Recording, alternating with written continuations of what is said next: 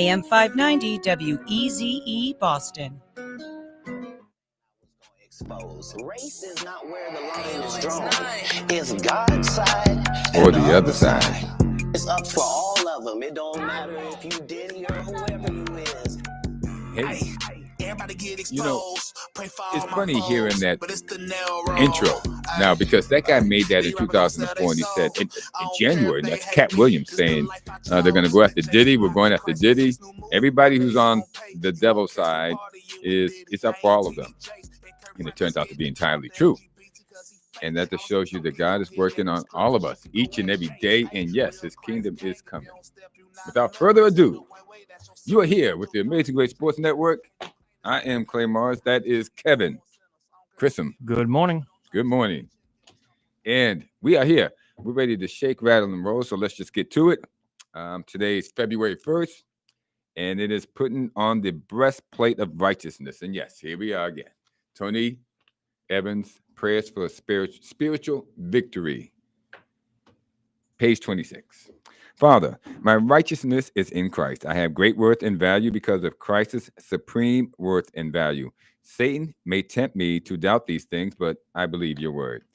I am to walk in Christ with all the confidence of that his purity, cleanliness, and righteousness grant me. I am complete in Christ because of his victory over all principalities and powers. No one trumps Jesus.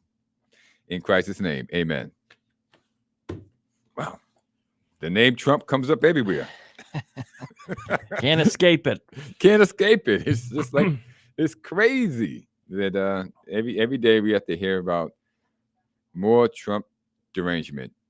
What do they call it? TDS. That is the term. Trump derangement syndrome. They're just going crazy. But here we are. Okay, we're here on sports. And I think we have a new Today in History. Let me see how I can get to that. Today, there we go.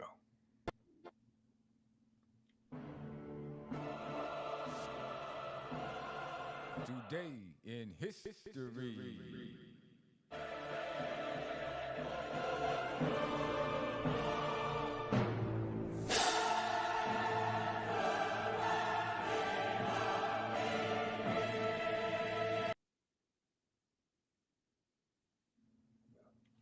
That's a little different.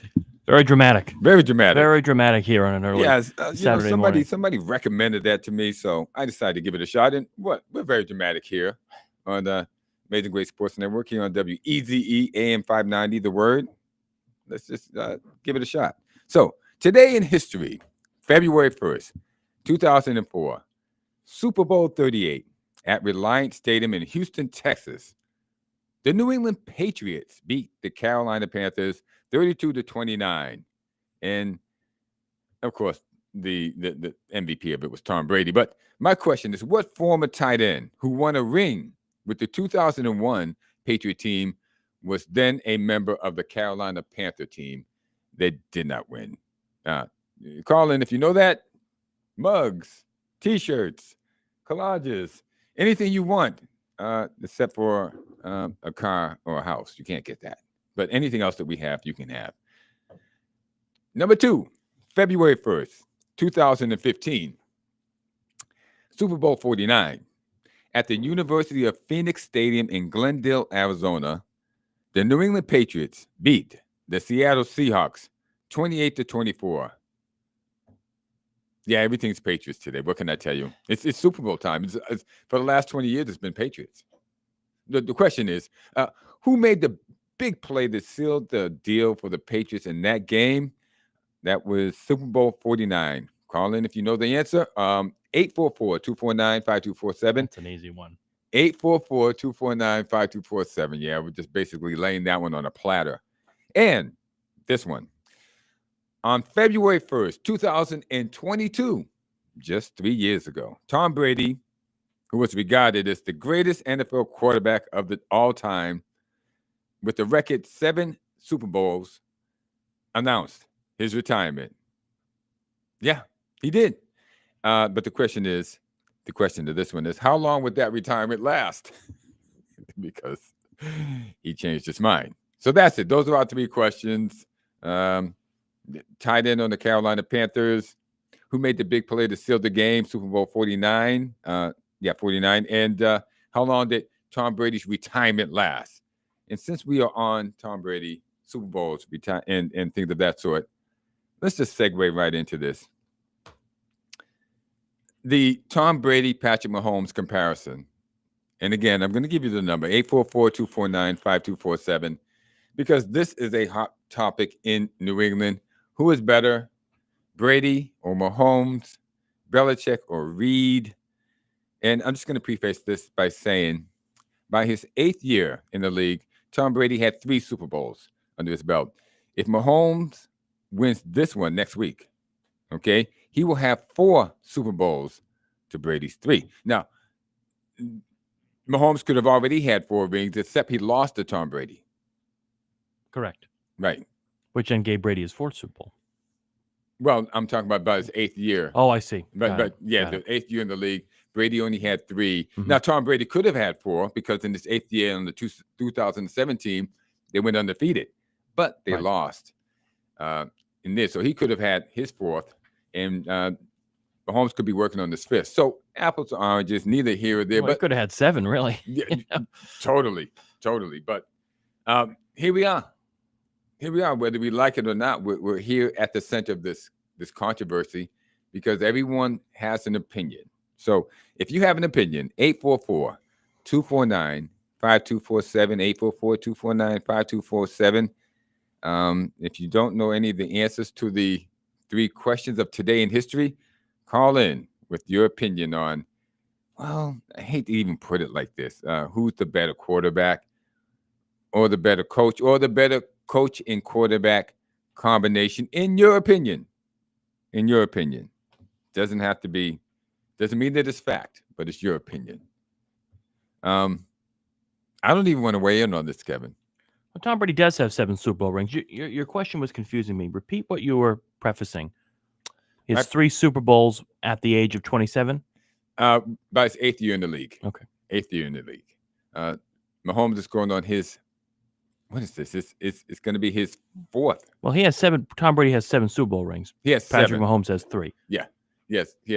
Yeah, totally in their career. Correct. And they could have had 10 total. 3 Super Bowl losses. Brady. Oh, yeah. 2 against the Giants and then against the Eagles. Brady could have 10. But we're just talking about by the 8th year. Sure. By their 8th year in the league, where were they? And Mahomes is going for his 4th. Brady had 3 at that time, but he could have had 4. That being the 2007 loss to the we won't even mention the name, those guys, those midgets. But they were going there quite often. It's just that Brady had more of a head start on Mahomes because his first year he won. He won his first year, and then his first 3 years, he won 3 Super Bowls. I mean, his first 4 years, he won 3 Super Bowls. Right. So he was off to a flying start. Mahomes has caught up to him, and so they're kind of like equivalent by their 8th year. And they're, there's always talk of who's better. And like I said, I don't want to weigh in on it, but since I brought up the topic and nobody is, countering it with their own opinion, I guess I have to. This is going to be heresy, but I think Andy Reid and Mahomes are the better combo as of right now. No. That's just very early to say. It's very. I don't care, but like this topic to me, I can't. I'm not going to get into it because, of my disdain and real loathing of the Kansas City Chiefs. Oh my gosh! Oh gosh! Yeah. I'm very close to not even watching the Super Bowl on Sunday because I'm just so disgusted with the NFL, and where things are right now. So I'm not going to say much. Are you really disgusted with 3 weeks to spring training? Are you really disgusted with the Kansas City Chiefs or the Buffalo Bills? I mean, Buffalo. I mean, they have to win it on the field. They should have won. It's a fair point. That's a fair point. And Josh Allen said that to be the champs, you got to beat the champs. And Buffalo, time and time again, has proven they can beat Kansas City in the regular season, like did this year. But the playoffs is a whole different game. It's a whole different game. And that was proven to be true last Sunday night. Again. Yeah. Again. Cincinnati can get by Kansas City, but Buffalo can't. Well, I've been saying about Joe Burrow. You know what I feel about I Joe know Burrow. how you feel about it. And I think it's true. Right. I think it's true. I think Joe And Burrow, if Cincinnati had they snuck into the playoffs, they, in my opinion, they'd probably be where Kansas City is right now. Yeah, Joe Burrow is that guy. So what do we have? We got a couple of guys in the league that are that guy. Right. Mahomes, Burrows. Well, those two jump off the top of my list. I can't think of any two right now that I think are better than those two guys. You wouldn't put Lamar Jackson in that category? No. How about Russell Wilson? Russell Wilson is really at the bottom tier. He's in tier B. He's not even in the bottom of tier A anymore. He hasn't been in tier A in about 6 or 7 years. And when the moment arises, he implodes. I don't know what the thing that happened to him in that Super Bowl. What was it? Super Bowl 38? Yeah, Super Bowl. That thing that happened to him in Super Bowl 38. I don't know what it did to him, but it changed him forever. He has never been the same since that happened to him. Listen, we got Wayne in the line here. Wayne, good morning. Welcome on in. Wayne. Hello. How are you doing? Hello, hello. We'll have to circle back with Wayne. Clearly can't hear us here on the phones. But anyway. Yeah, it changed Russell Wilson forever. Yeah. He has never got over that incident. And he cannot make that throw in crunch time whenever it happens. So I feel sorry. I don't feel sorry for Russell Wilson. He gets paid $50 million. So he doesn't need me to feel sorry for him. He's doing all right, no matter what.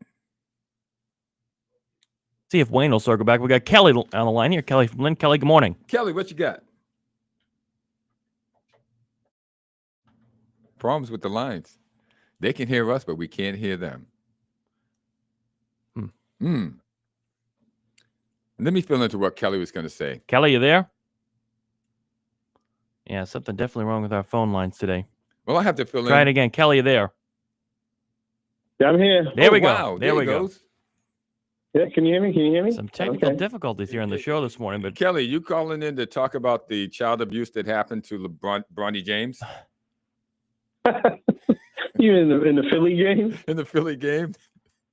No, not LeBron. I was going to get on that second. I thought I weigh in because it was a hot topic. Yeah, we'll get it. Yeah, go ahead and get the dub. I just wanted to preface it by that because I know that you knew what happened in Philadelphia. Oh yeah, and then poor kid. Poor kid. He's playing better. He's playing better in the G League, though. Give him that much. But LeBron is, if I just right quick, just atrocious to watch, as I always say. He's playing with no integrity right now. None. He crumbles. He crumbles when anybody breathes on him. Yeah. Oh man, no integrity at all. He never had any. Yeah. On the hot topic. What you got? Super Bowl, the Chiefs, the Mahomes comparison to Brady. Correct. So what are you doing? Comparing the first 8 seasons? Yes. I guess. Yes. Okay. Yeah. Yeah, I'd have to give that slight edge to Mahomes because of his success and his dominance over Brady. Just for that reason, as much as I hate to do it, because I feel the same way as you. I feel the same way as you. But if I'm being objective, I would have to nod in that direction also. And I don't really think it's Brady's fault as much as I think it's Belichick's fault. No, and people should pump the brakes so that Mahomes is better. Mahomes is better overall. I mean, the book is still being written on Mahomes. I mean, you can't compare to what Tom Brady has done, and I don't think Mahomes is even going to play as long as Tom Brady to even get all the Super Bowls. And for the combo, is how many years left does Andy Reid have? Fair point. And Kelly, I don't think we're going to see many players, particularly quarterbacks, play as long as Tom Brady did going forward in this league. Exactly. Yeah, exactly. And we're at that level. I would disagree with you guys on that because they protect these guys a heck of a lot more than they protected the guys back in the day when Tom Brady started. I mean, remember how Tom Brady gets on the field. Guys. So you think Mahomes is going to play for the next 15 years, Clay? The way that they protect these guys these days, he could. Well, Good point. Good point, but I don't see it happening. Unless he feels geared to chase Brady and it all be. It's tough. I mean, my assessment of Pat Mahomes is that he's a talented, but it's just something Brett Favre about him. He's a gunslinger. He's a gunslinger. Everyone says that. Yeah. Everyone says that when they mention, for the most part, not everyone, but for the most part, when people mention Pat Mahomes, his name, they mention gunslinger in it with it. So let me read you guys some stats, okay? 8 years for both Brady and Mahomes. That's 112 games. Mahomes leads Brady in every category. Wow. In the first 8 years, particularly passing yards, passing touchdowns, QB rate. They both, of course, share the same amount of championships, and that, of course, being 3, and other stats and honors that Mahomes does lead Brady in. So I guess if the operative word is objective, if we're being objective, if we're not biased, then I guess you have to give the edge to Mahomes on paper with these stats, as much as it pains me to say. But exactly. I'm telling you right now, that took a lot for Kevin to say. I'm ready to call. I'm ready to make sure that he's breathing over there. Well, we have to be truthful on the show, Clay. We have to be truthful, and I feel his pain. And when you break it down, Mahomes is probably a stronger arm, more athletic, could run, but that brain up top, Brady's a lot smarter though, Right. Now the question for me is, will Mahomes be able to replicate what Brady did in the twilight of his career and win an additional four Super Bowl championships? Yeah. Yeah. I don't know. That's going to be tough.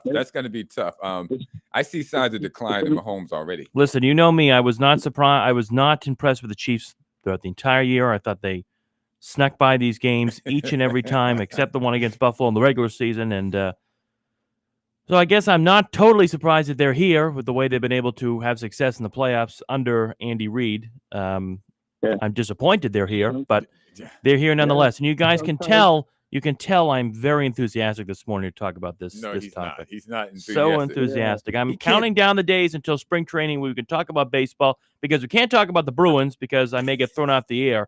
But again, the Celtics are another story. But I'll just say this: go Eagles, and that's all I'll say. Kelly, I got to ask you a question. Do you know who was the tight end that played on the Patriots in 2001, who was the tight end on the Panthers in 2004? Oh, another layup. Football's my thing. It's the local guy, right? Right, it is. You hit it right on the nose. Out of East Boston. Jermaine Wiggins. Yeah, Wiggy. Georgia, University of Georgia. Yeah, Wiggy. And did he play for Minnesota too, like a short stint there? He went around the league. I didn't know. I was checking his resume earlier today because I came across this, and I was like, wow, he did. He might have played for Minnesota because he played for about 6 to 7 teams before he retired. So the Carolina Panthers was one of them. Surprised to know. Good solid one, man. I'm gonna have to send you a water bottle. I can't send you any more mugs. I know. You're gonna be mugged up. You might as well send me the whole case if you have one. At this rate. But all right, thanks, Kelly. Hey, Kelly, thank you. And let's hope LeBron has pity on the son. The next time when he's getting torched, he says, listen, Bronny, I'll take that guy. I'll take Tyrese Maxey. You just off to the side. Notice he didn't step up for his son, but we'll get more into that later. And what I'm gonna do this week, I'm gonna my assignment is to watch LeBron this week and come with a full report next show. Because now it's this season's winding down, NBA season. Yeah, it's all gonna be left for me to watch. And who else makes it exciting? Sad to say, is the villain. Let's see what LeBron does down the stretch. Good luck. All right. I'll talk to you. Talk to you later. Hey, Kelly. Thank you, Kelly. Hey, Wayne, if you're out there listening, give us a call back. We think we figured out this phone issue here. Hello. Sometime we have some gremlins here in the studio. We have to do though. Let's play our commercial here. But, sure, go ahead. Karma Don, yoga. And I added like 7 more steps for me to do here. So there we go. You're watching there, and Clay's got a little piece on one of our great new sponsors here on the show.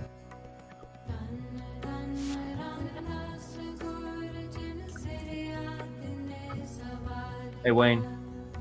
Ladies and gentlemen, how would you like to feel better, stand straighter, and enjoy daily activities without pain? Then look no further than Karma Don Yoga. As one of the more accomplished yoga instructors in the New England area, Karma embraces many different styles of yoga, including vinyasa, slow flow, yin, and restorative, in order to tap into your pranic energy and create a balanced mix of healing, stretch, and strength. You can find her and her very affordable classes online at karmadonyoga.com. That's karma, like good karma, bad karma, dawn, like the morning dawn, yoga.com.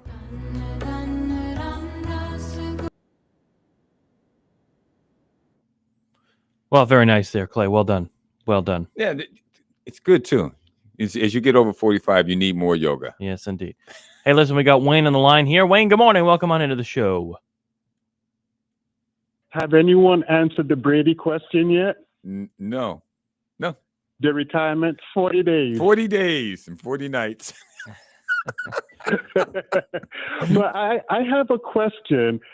Is it a bigger slight to say that you lost 2 games to the GOAT versus 2 games to Eli Manning? I don't think. Yes. You Yeah. know, Yeah. that's the equivalent of like losing to Michael Jordan and Muhammad Ali back in the day. Yeah, you lost to the best. You didn't lose to some journeyman named Jimmy Young. You know, or Nick Foles. Nick, Yeah. Ron Mercer, or Nick Foles. You know, those things still stick in our craw. Even I don't know how many years later, losing to Eli Manning twice. But then again, here we go again. You know, I know this. You know, Mahomes leads in almost every statistical circumstance that we have to measure the two. But what I'm thinking is that back then there were more running teams. We had Antoine Smith, and then we went with Corey Dillon. So the Patriots were more of a running team then, as most teams were more running teams than they are today. So don't forget the law firm, the guy Ben Jarvis, the law firm. Yeah. He always wanted to establish the run first. Bill Belichick did. But I also blame Bill Belichick for not getting, the first couple of years we had Deion Branch. And you know, even then, Deion Branch is a great player. And he's a great player under this system. But when he went somewhere else, he was not that guy. So with Bill Belichick, it was defense first. It was always defense first and offense second. So Brady didn't get a lot of the weapons that you see Andy Reid surrounding Pat Mahomes with. Plain and simple. And that's the way it is. Andy Reid is the offensive guy. He takes care of his offense first. Bill Belichick is a defensive guy, and he really cared about his defense more than he cared about his offense. And I also think Bill Belichick kind of devalued the position of the running back in his game plan. But I do have a question. Do you think the Celtics is lacking an identity this year around? It doesn't seem like they have a true identity as yet. Yes. And Kristaps Porzingis said that as much, Wayne, excuse me, and Clay too. Both. I'm here. Talking to both of you. Yeah, Orlando Magic really exposed us with their physical play, and I think we need to really get physical with other teams. I think this is how teams are trying to beat us right now, especially in that Pelican game last night. The physicality, and going back to the Rockets with Brooke. Dylan Brooks, yeah. Oh, yeah, Dylan Brooks. Yeah, so we I don't think this team have an identity yet. And they do. They have an identity. It's a soft one. Well, we don't need that. They have an identity. Well, for some reason they have trouble beating teams like the New Orleans Pelicans. I know they won last night and by 2, and when they played them again earlier this year, they only beat them by 1 at home. And I think we'll talk about this later in the show, but you know, Kristaps Porzingis said that the Celtics are sort of looking for that hunger and that identity that they had last year, and it is lacking this year, and it has been for a good chunk of the year as well. Yeah. And for whatever reason that may be, but hopefully after the All-Star break, they will refocus their outcome, and let's get Banner 19. It's going to be great to have that around here. Well, let's hope. We got Cleveland showing no signs of slowing down in the East. The question is, can the Celtics match that intensity that Cleveland has shown all year? We're talking about the playoffs. In the playoffs, they'll get there. New York is also, and New York and Philadelphia. I mean, Philadelphia. You don't think Tyrese is turning that team around? That only if he plays Bronny James every night. Philly may sneak into the play-in, but I don't expect them to go very far. Philadelphia. Okay. All righty, bro. Gentlemen, have a great. I love the music open for your history today. You like that, Wayne? Yeah, somebody suggested that to me, and I decided to give it a shot. We're getting raves on it. People are giving us thumbs up on that one. Oh, okay. You have a smart listening audience then. Yeah, they know cricket and F1 and things of that sort. Man, tennis. Last week we did 20th century boxing and new world hockey. This only for the guys who are intelligent. What do they call them? Erudites. You got to be erudite in order to listen to this show. Indeed, you have to be above. You just can't be the normal above average intelligence. There you go. There we go. Gentlemen, have a great day. It's not for everybody. Thanks, Wayne. We'll talk to you next week, and we'll be previewing the Super Bowl. So come with your prediction next week, okay? You got it. Good man. Wait. The Super Bowl's next week, isn't it? That's correct. So he needs to give his prediction. Oh no, we'll be on the air. He can wait. Yeah, one more week. All right, okay. Thanks, Wayne. I'll call back. Don't worry. Oh, we know that. Thanks. Okay, Wayne. I don't have much more to say in the Brady Mahomes, but I know you wanted to talk a little bit about Belichick and Andy Reid. Unfortunately, yes. I think Reid's the better coach. I mean, in this sense, okay. And I know they're two different coaches. We're talking about two different sides of the ball. One's the defensive coach and one's the offensive coach. One was very good on defense. I mean, he could devise up a defense to stop most teams. And the other one is very good on offense. He can devise different types of offensive, all the way from Rose Bowl games back in the 40s to games with running attacks, using his receivers, using his tight ends. So they're very different quarterbacks. I just think when you have a quarterback such as a Tom Brady or a Pat Mahomes, that it would just, do well to center a lot of the team around them, since they are the ones who carry the team. And I have to give the nod to Andy Reid in that direction, because he has centered everything around Patrick Mahomes. But I'm going to go this. I'm going to say this in saying that I think Andy Reid knew when he had a great quarterback, and I'm not going to say that Bill Belichick did. He never behaved as if he had a great quarterback. Whereas because Andy Reid had Alex Smith before him, before he had Mahomes, and Donovan McNabb, that when he came across Patrick Mahomes, he knew he had hit the jackpot, and he has behaved as such. And that was something Belichick never did. So I'm going to give the nod to Andy Reid in that sense. Sorry to say that, but yeah. I think he surpassed Belichick in understanding that he has a great quarterback, and that because he has a great quarterback, he should take care of that and take care of that quarterback accordingly. Center everything he can around that quarterback, and the identity of the team is the quarterback. It is Pat Mahomes. It is Jason Kelce, Chris Jones. Yeah. To a certain extent, yes, those guys do factor in. Isaiah Pacheco, those guys do factor in. But for the most part, it's Patrick Mahomes, and everybody knows it. That's just the way it is. Sorry, I know I keep having my microphone on. Doing too much. We need like a third person in here. Now that we do. We're going to have to get a third person. Host and producer and music player and everything else in between. I'll tell you what. I'll take over the music playing. Yeah. Hey, let's talk to our good friend John, who's on the phone. John, good morning. Welcome on in. What you got, Johnny? Hey, do you guys have the updated line on the Super Bowl? It was 1.5 the last time I saw, correct? 1.5. It was a total 49.5. 48.5. It went down. Get out of here, really? Oh my God! They're giving you the winner. The public is giving you the winner. When a line moves a point in 3 days, That means heavy money came in on the over. Wow. If it went from 49.5 to 48.5, you're talking about $500,000-$600,000 will move a game a half or even a point. In a game with that magnitude, it's probably more money. It might be $2 or $3 million. Get out of But here. anytime, oh my God! First off, the Eagles scored 55 points against the Commanders, Right. and then the Chiefs put up 38 against Buffalo. 32. Who in their right mind is going to bet the under in that game? Not many people. The public bets overs. The public loves overs. There's our sports betting analyst here on the I show. know we have a sports betting analyst too. F1. Oh, hey, Kevin, I might have to get in your pocket and run over to Encore and make a bet on the under. and you know what makes the Super Bowl the best thing to gamble on? What's that, The John? props, and the futures. Will there be a safety? Oh, I see what you mean. Yeah. Of course you bet a safety. It's plus 2,500. People are going to say there'll be no safety.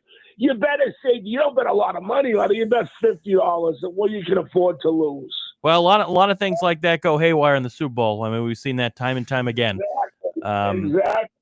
And especially if it's a blowout, you can see that, teams usually take the safety at the end of the game. Right. Yeah. So they don't have to punt. Yeah. I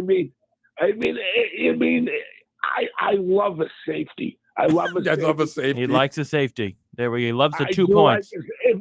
If it's plus 2,500, Right. absolutely. I even once, funny story, I don't like betting the coin flip, but I did bet it 1 year because it was when the Giants played with Steve DiOsse's kid, Zach. Right. Okay. He came out for the overtime game, and he called tails. So they interviewed DiOssie after the game, and he goes, "That was the biggest coin flip I've ever made in my life." He said, "Since I played in high school, I always bet tails." So I Wow, it's said, a 50-50 chance. right, no, but it's a little bit of handicapping involved, Kev. Oh, I'm right? sure there is. So DiOssie came out and said he always bets tails. So I said, I hope he does the coin flip the next week during the Super Bowl when the Giants were in it last. Right. I bet $200 on DiOssie's tails. DiOssie number 57 came out. They go, "Giants, what do you call the calls in the area?" He goes, "We call tails." I said, it's like they gave you the information. But, John, we are on the Christian radio network here as we're talking about gambling. Well, but anyway, it's all in good fun. But gambling is, first off, you're only supposed to bet when you can lose. I don't think gambling's that bad. And a lot of the Bible Belt states it might be bad, but you tell me one guy you know around Boston that doesn't gamble. Well, me, I don't. Except Clay. You don't gamble. I don't gamble. Except Do you for buy one? Do you except buy for 50 scratch? cents. I might bet 50 cents on the game with Steve McDonald of Sweet Life. Just putting it out there. Because I know he's always going to take the team that plays against Kansas City, and that's a guaranteed win. So, John, who do you like in this game then, besides the over/under, Kansas City or Philly? I don't like it. I don't like it at all. I don't like it. I just love the total. Okay. When you told me it went down a full point, that means everybody's walloping the over. But you're telling me you never bought a scratch ticket? I'm not saying that. No, I can't say that. Okay. Well, that's gambling. That's gambling with the state. Yeah, All right. I know. Yeah. I know. All Guilty good. as charged. All good. You either gamble with the state or you gamble with Roger Goodell or Gary Bettman or Rob Manfred. Wow, I'm just going down the All hole the now. commissioners. Hey, John, before we let you go, what's going on with your guy John Gruden? Are you surprised that he's not been hired yet to be a head coach? One opening left in the New Orleans Saints, but it doesn't look like he's going to go down there. Well, who's the Dallas? Who did Dallas? They ended up hiring their offensive coordinator Brian Schottenheimer.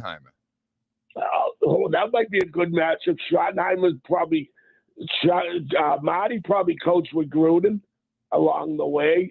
That might be that you might see Gruden. Gruden would be a natural in Dallas. Well, you're talking about in a coordinator role? Anything, head coach. Well, GM, not open now. No, Brian's got the head coach job. You think he's going to work well? You think John Gruden would work well with Jerry Jones?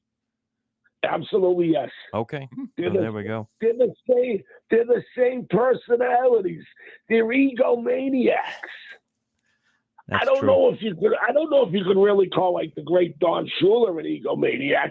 He just knew the game inside out. But yeah, definitely. Right. Jerry Jones is a huge egomaniac. And a couple of other things too. Yeah, Nick Saban, Belichick, they're all huge. They're all huge. Mike Vrabel has to be a huge egomaniac. Oh, Mike's just getting started. Let me tell you something. They need more than a Mike Vrabel in there to put that ship on the right course. That is a USS, United States sinking ship. But I hate to say it was terrible what happened in D.C. with that helicopter crash. Yes. Oh yeah. Yes, it's awful. Then last night you had one in Philadelphia, another airport crash. Yeah. I just don't understand why does the military have to do this in cities? Right. Can't they find an empty field, an empty college, sport complex where there's nobody using it that day, and just do their maneuvers? Right. Why do they got to do it in the middle? Why do they got to do it in the middle of a commercial airport? Yeah. No, it was a terrible tragedy. That's something that needs to be looked at. That's something that needs to be Hey, looked John, thanks so much. Keep up what you're doing. And yeah, keep up what you're doing. Give John. us any advice you want. Just you know where to find us. You know where to find us. Listen, any gambling advice, I'll run right down to the station in a chicken suit and say the sky is falling, the sky is falling, the sky is falling. Okay. Good enough. Good enough, John. See you, John. Thank you. But I tell you, the calls are the best thing of all. So people call 844-249-5247. 844-249-5247. You guys are more interesting than me or Kevin could ever be. And it's good. I mean, it's humor. We enjoy it. We enjoy it. Yes. It's not all serious, you know.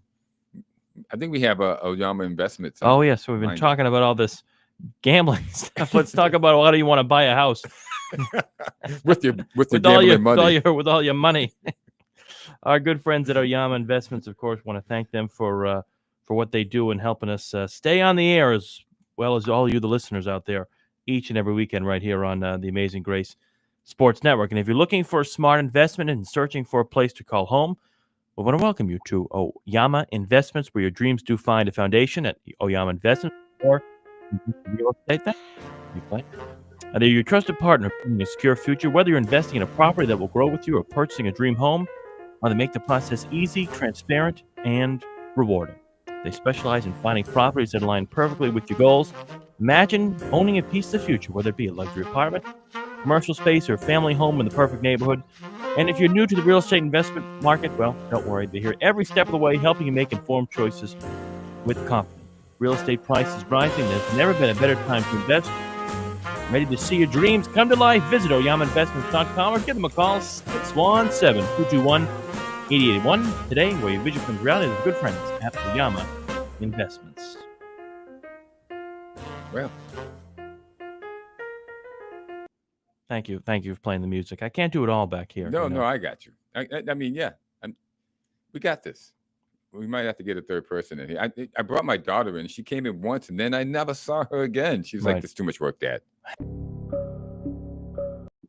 We're up here. Yeah. Right there. Take that off. Yeah, there we go. Okay.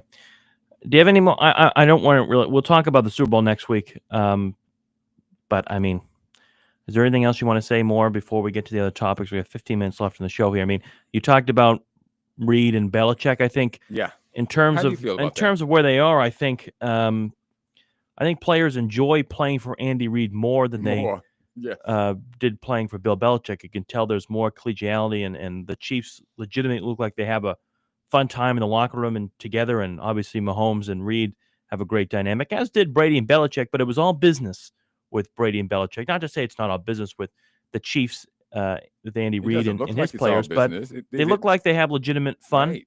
along with winning, and that's always a great thing. And that, in my opinion, helps them to win even more.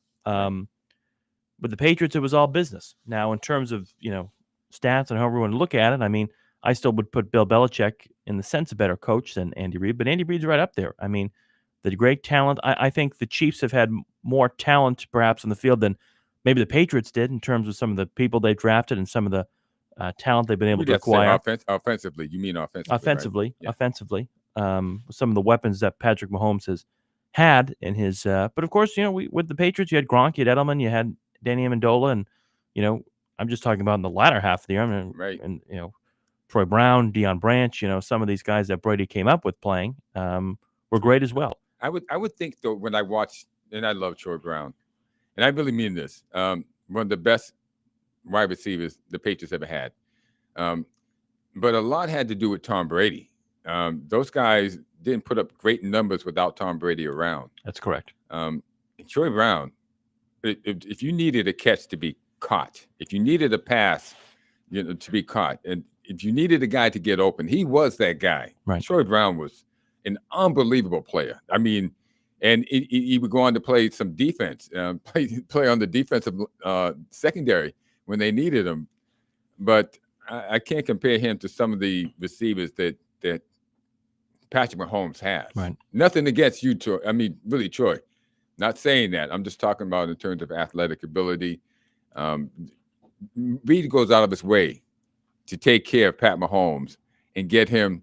He got him Tyreek Hill. Then he went out and got him Xavier Worthy. He gets him one of the fastest people that he can. He'll do whatever it takes to get these guys in, and that's something that Belichick never did for Tom. Right. And I still hold it against Belichick today. I'm sure it shows that he didn't do more with Tom Brady. When you have a great quarterback, when you have a Joe Montana, when you have a Tom Brady, when you have a Pat Mahomes, and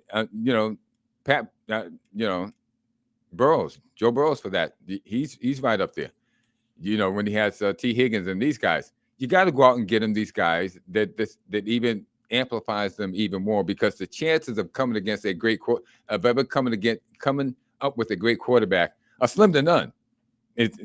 It's Rex Ryan moans about, all the time, and plenty of other coaches moan about.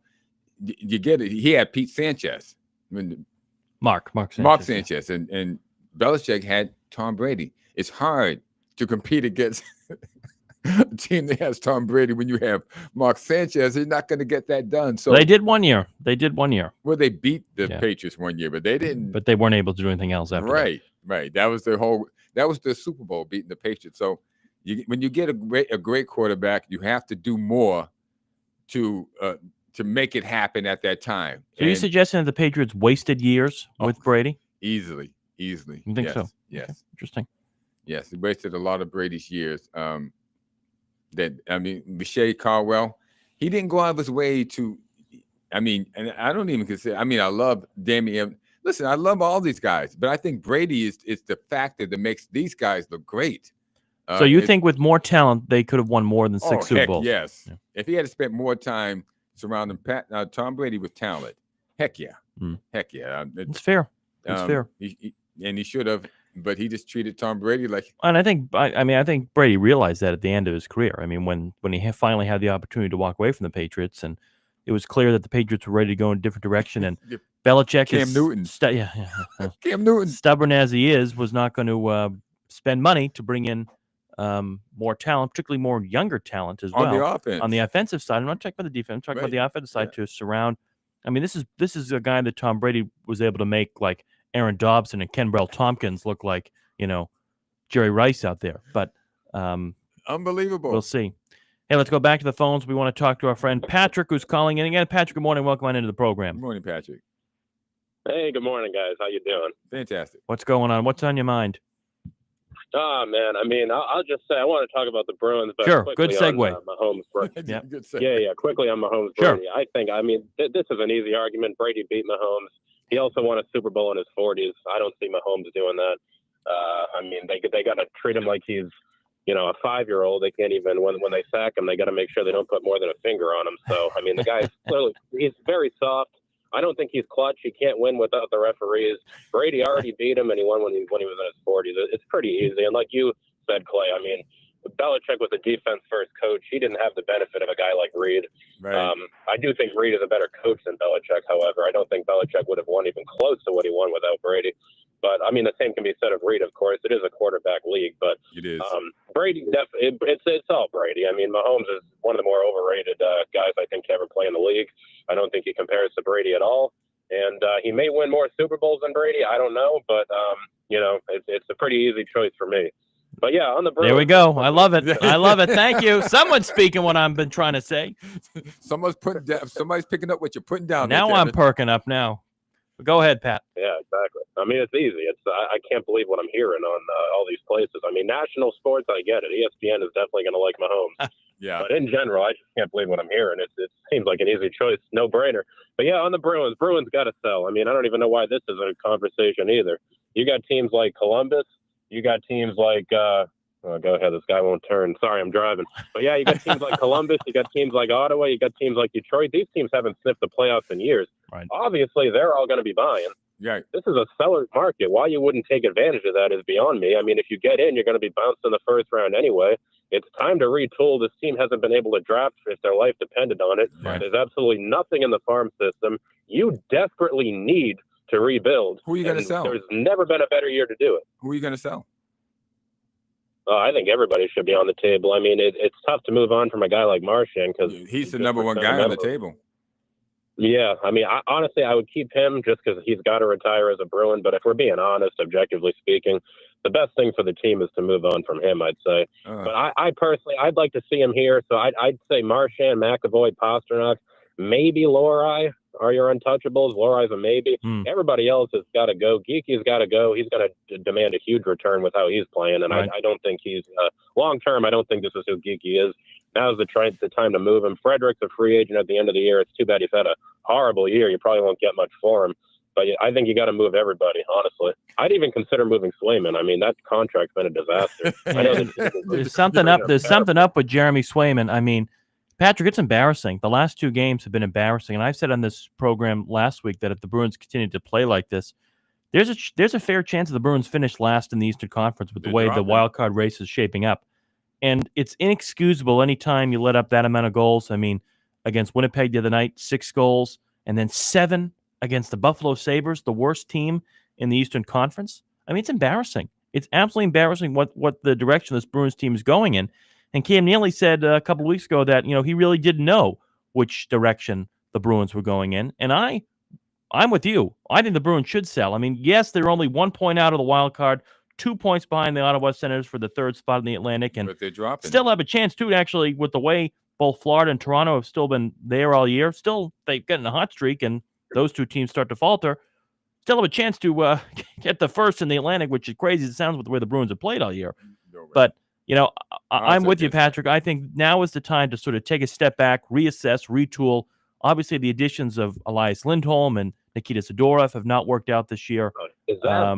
I think it's time to seriously consider going in a direction the Bruins have not gone in a number of years, and that is taking a step back and reassessing. And the first thing you do when you retool, you fire your general manager. I've been saying now for the past 8 to 10 years that Don Sweeney should have been fired as a general manager, and here we are. And what do we have to account for? Yes, we went to 2 Stanley Cups. One Stanley Cup. One Stanley Cup. We should have went to 2, but we went to 1. Maybe should have went more to 2. And what do we have to account for it? Congratulations on your record. But other than that, there's been nothing. There's been nothing to account for. And we talked off air, Clay and we talked about the ownership and Jeremy and Charlie Jacobs clearly not investing in this team and sort of a hands-off approach, letting Cam Neely and Don Sweeney run the show without any accountability whatsoever. Look at the disaster of what happened with the negotiations. Okay, now Patrick, of Jeremy let me Swayman. ask Patrick a question. But I could go on. Now, Patrick, how do you feel about the general manager? How do you feel about Don Sweeney? I think Don Sweeney's an absolute disaster. I mean, the fact that so he's the GM of Team Canada, right? So obviously he's respected by his peers. He's respected throughout the league. But he's had the benefit his entire time here of having guys like Brad Marchand, Patrice Bergeron, all these guys that will take team-friendly deals that other GMs in the league don't have that. They don't have that affordability. he's been very lucky with who he's inherited here. His drafting's been a disaster. 2015 especially. That first round draft in 2015 was loaded. That was like the most loaded draft ever. The Bruins had picks, I can't remember, 14, 15, 16, I think. Maybe it was one off. 14, 15, 16. They got the only three bad guys in that draft. Jacob Rusk, I guess you could say, semi-worked out, although I think he's a disaster too.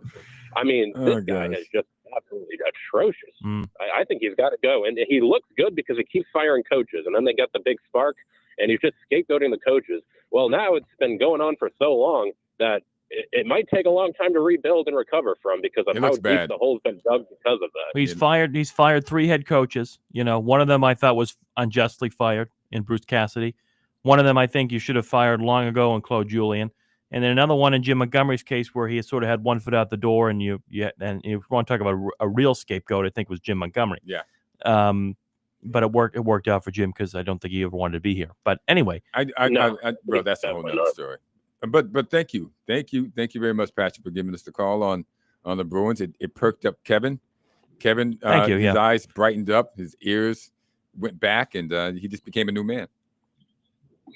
Patrick, thank you. Call back next week with your Super Bowl prediction. But I have a feeling who you're going to choose. But we'll see. The Chiefs. He's choosing the Chiefs. I know. All right, I'll see you guys. Hey, Patrick. I'll see you. All right, we got 3.5 minutes left, and we got another caller on the line. Caller, good morning. Your name and where you're calling from? Colin from Connecticut. Oh, our friend from Connecticut. Clay's friend from Connecticut. What's going on? I'm glad you're back. Thank you very much for calling. I want to talk about how, Mahomes is going to put Brady's legacy to shame and in the dirt. I mean, Mahomes is about a 3-peat. He's done something like no other. Mahomes is really that type of guy. And I'm sick of this New England rhetoric. Oh, my gosh. Brady this, Brady that. No, Mahomes is the GOAT, and he will be the GOAT in the NFL. 3 in a row, tic-tac-toe. Wow. Tic-tac-toe, 3 in a row. Just calling it like it might be. It might be. We don't know. We will know next week. But this is his 3rd Super Bowl that he's going to in a row. This will be his 4th in 8 years. So he is blazing the trail. But Brady was also on that trail. He went to 4 Super Bowls in 8 years also. That's correct. I think the thing that really that grinds my gears is that, like, with the NFL, if there's a decent or a good white player, they have this God savior complex where we're like not we need to getting make into them the this face again. of the league. No, just real quick. If we look at the stats for Josh Allen to Lamar Jackson, when Josh Allen does his running back plays all Sunday, Josh Allen's the greatest quarterback in the league. Lamar Jackson does it, and he's a running back. Well, and it doesn't make sense. To me, they both are running backs who throw the ball. I wouldn't waste a franchise on either one of those guys. But we'll take your point into we'll note your point. Okay. But Owen, who do you got for the Super Bowl? I guess I think I already know who you're picking for the Super Bowl. Might as well just say it again, right? All the way. Put this Brady hoopla and propaganda to shame, please. Okay, Owen. Listen, we love you calling. That's all. It's all good. So we'll look forward to hearing from you next week. I'll give y'all a call next Saturday. Yeah. Okay. All right. Fantastic. Okay. Wow. Save that for the end. Really, he must be on the New York fan base side of Connecticut. Saying a comment like that. I don't understand what he was trying to say about Lamar Jackson and Josh Allen. But that's been a contention of everyone makes an issue out of it. The two of them, to me, are just two sides of the same penny, different sides of the same penny. In closing, since we only have a minute, we got a minute. Did you want to say something on the Celtics quickly? We'll have to have a whole segment because we got off on the Bruins and this whole Brady Mahomes nonsense. But really, the Celtics. It's not nonsense. It's what the people want. The people have spoken, and I guess so. Listen, I'm just saying. I think Brady would have had better numbers had he had a guy like Andy Reid. But there it is. I don't know how you pick between the two. Really don't. And I'm going to tell you, I would have a hard time picking between the two in their prime. Celtics win last night down in New Orleans. They play. They're off today. They're down in Philly, 6:00 tomorrow night. We'll see. Bruins play today. Bruins play this afternoon, 1:00 against the New York Rangers. We'll see what happens. We'll see what happens. But Wayne is right. The Celtics do lack an identity, and we're gonna talk about that. They have an identity. It's the players have said it as such. We're going to talk about that and unpack that next week. As long as we unpack the Mahomes Brady comparison talk today, and of course, will be our Super Bowl preview show as well. Right. By the time we're on the air next week, we'll be just about day before. Day before. Super Bowl 59 down in New Orleans between the 59. Eagles and the Saints. But until then, folks, have a great weekend. We'll talk to you next week. Thank you very much. Thanks for coming. Wow. It's God's side and the other side. It's up for all of them. It don't matter if you Diddy or whoever you is. Everybody get exposed.